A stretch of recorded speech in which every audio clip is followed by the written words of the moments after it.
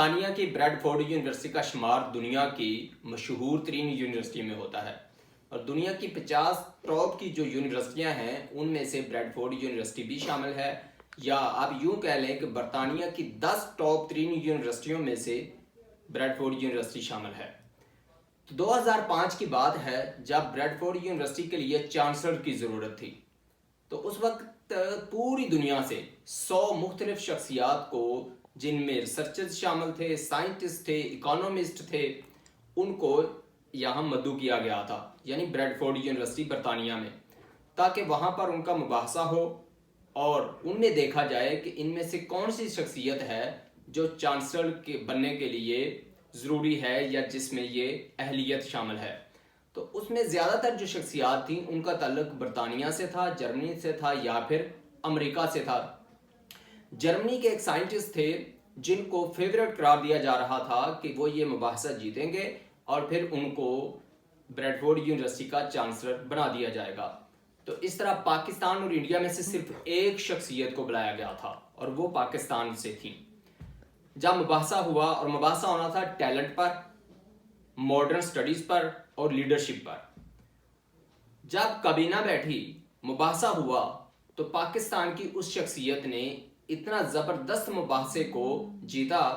کہ جس کی وجہ سے جتنے بھی ڈائریکٹرز بیٹھے تھے بریڈفورڈ یونیورسٹی کے یا جو کابینہ تھی وہ سارے کھڑے ہو گئے اور ہال تالیوں سے گونج اٹھا۔ انہوں نے بڑی داد دی اس شخصیت کو، اور جرمن سائنٹسٹ اس شخصیت کے پاس اٹھ کر آئے اور ان کو مبارکباد دی کہ آپ بریڈفورڈ یونیورسٹی کے چانسلر بننے جا رہے ہیں۔ پھر جب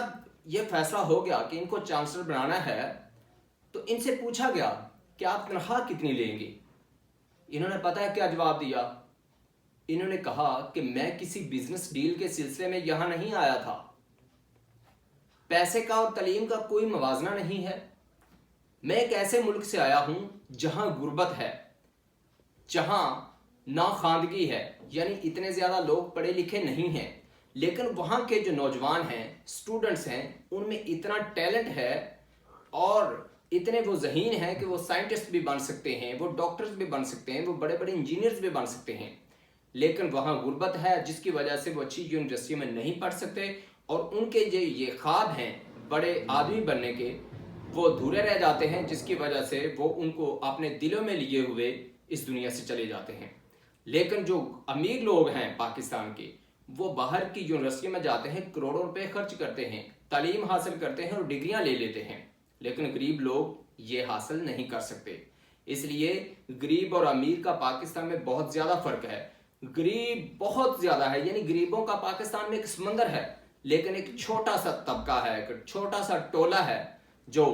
اس ملک کے اندر بڑا امیر ہے اور وہ پیسے خرچ کر کے کچھ بھی حاصل کر سکتے ہیں۔ اس لیے انہوں نے کہا کہ میں ایسے ملک سے آیا ہوں، میں چاہتا ہوں کہ وہاں پر بھی ایک ایسی یونیورسٹی ہونی چاہیے جہاں پر سٹوڈنٹس پڑھ کر بریڈفورڈ یونیورسٹی کی ڈگری حاصل کر سکیں۔ اس لیے میں چاہتا ہوں کہ وہاں ایک ایسا انسٹیٹیوٹ بناؤں اور بریڈفورڈ یونیورسٹی ان سٹوڈنٹس کو ڈگریاں دے۔ یہ سن کر کابینہ کے لوگ ششدر رہ گئے، وہ ایک دوسرے کو دیکھنے لگے۔ انہوں نے کہا کہ یہ بندہ کیا کہہ رہا ہے؟ پھر انہوں نے فیصلہ کیا کہ نہیں، ایسا نہیں ہو سکتا کہ پاکستان جیسا ایک پسماندہ ملک، وہاں پر ہم بریڈفورڈ یونیورسٹی کی ڈگری متعارف کیسے کروائیں؟ تو یہ ہم نہیں کر سکتے۔ پھر پاکستانی شخصیت نے کہا کہ اگر وہ پسماندہ ملک ہے، آپ وہاں پر بریڈفورڈ یونیورسٹی کی ڈگری متعارف نہیں کروا سکتے، تو آپ وہاں کے ایک بندے کو کیسے بنا سکتے ہیں یہ جو چانسلر ہے بریڈفورڈ یونیورسٹی کا؟ اور اٹھ کر وہ چلے گئے۔ پھر کرس ٹیلر جو اس کابینہ کا حصہ تھے، وہ کابینہ کے پاس آئے، انہوں نے لوگوں سے کہا کہ بھائی یہ اس بندے میں ٹیلنٹ ہے، یہ بندہ کچھ کرنا چاہتا ہے، اس لیے جو بندہ پیسے پر اپنے ملک کو ترجیح دے رہا ہے اور وہ اپنے غریب لوگوں کا سوچتا ہے، تو اس لیے وہ بندہ کچھ نہ کچھ ضرور کرے گا۔ تو آپ اس طرح کریں کہ اس کو بریڈفورڈ یونیورسٹی کا چانسلر بنائیں اور جو اس کی باتیں ہیں ان کو مان لیں، یعنی جو وہ چاہتا ہے وہ کریں۔ اس پر کابینہ نے فیصلہ کیا کہ ٹھیک ہے، ان کو چانسلر بنا دیا جائے گا۔ انہوں نے اس شخصیت کو بلایا اور ان کو مبارکباد دی اور کہا کہ آپ جہاں پاکستان میں چاہتے ہیں وہاں کیمپس بنائیں، ایک ہم وہاں پہ پڑھنے والے اسٹوڈنٹس کو بریڈفورڈ یونیورسٹی کی ڈگری دے دیں گے۔ ये सुनकर उन्होंने फिर मियाँ वाली के पास एक नमल कॉलेज बनाया जो अब नमल यूनिवर्सिटी बन चुका है, और वहाँ पर पढ़ने वाले 90% जो स्टूडेंट्स हैं उनको फ्री तालीम दी जाती है। और उनको पता है डिग्री कहाँ से दी जाती है, बरतानिया की ब्रेडफोर्ड यूनिवर्सिटी की डिग्री दी जाती है, जो वहाँ पर करोड़ों रुपए खर्च करके स्टूडेंट्स हासिल करते हैं। लेकिन यहाँ पर गरीब खानदानों के स्टूडेंट्स पढ़ते हैं जो पसमानदा इलाकों से होते हैं लेकिन टैलेंटेड होते हैं, और उनको ये डिग्री दी जाती है। बात करने की ये है कि उस शख्सियत को पाकिस्तान में किस नाम से जाना जाता है, यहूदी एजेंट के नाम से, तालिबान खान के नाम से, या फिर गद्दार सियासतदान के नाम से जाना जाता है। लोग उन पे कीचड़ उछालते हैं, लेकिन वो बंदा जो पैसे पर अपने मुल्क को तरजीह देता है, जिसने इस मुल्क के लिए अपना सब कुछ लुटा दिया, जिसने इस मुल्क को वर्ल्ड कप दिया, जिसने इस मुल्क को 3 शौकत खानम हॉस्पिटल दिए जहां पर गरीबों का मुफ्त इलाज होता है, उस शख्सियत का नाम है इमरान खान। लेकिन इस मुल्क में उन लोगों की इज्जत की जाती है जो चोर हैं, डाकू हैं, लुटेरे हैं, जिन्होंने इस मुल्क को लूटा है और इसका पैसा लूट कर लेकर मुल्क से फरार हुए, वापस नहीं आए। उनसे जब पूछा जाता है कि रसीदें दो,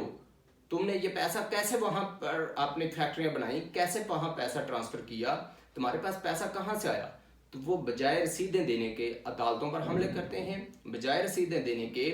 वो कतरी खत लेके आ जाते हैं, बजाय रसीदें देने के कैलिब्री फोन लेके आ जाते हैं, झूठ बे झूठ बोलते हैं, लेकिन अदालत के अंदर वो कोई सबूत नहीं देखते।